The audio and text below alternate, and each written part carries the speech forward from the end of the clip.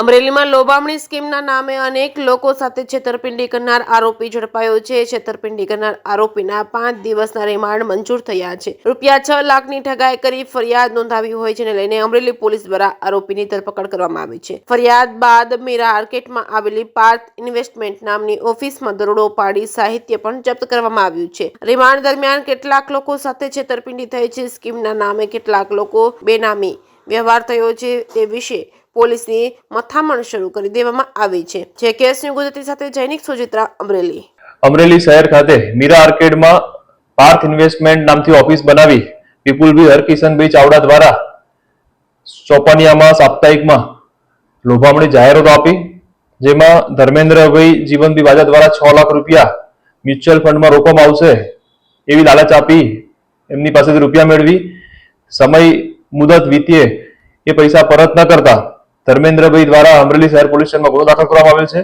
હાલમાં છેતરપિંડી તથા જીપીઆઈડીની કલમ 3 મુજબ વિપુલભાઈ ચાવડા વિરુદ્ધ ગુનો દાખલ કરવામાં આવેલ છે। તેમની ધરપકડ કરી 25 તારીખ સુધીના 5 દિવસના રિમાન્ડ મેળવવામાં આવે છે।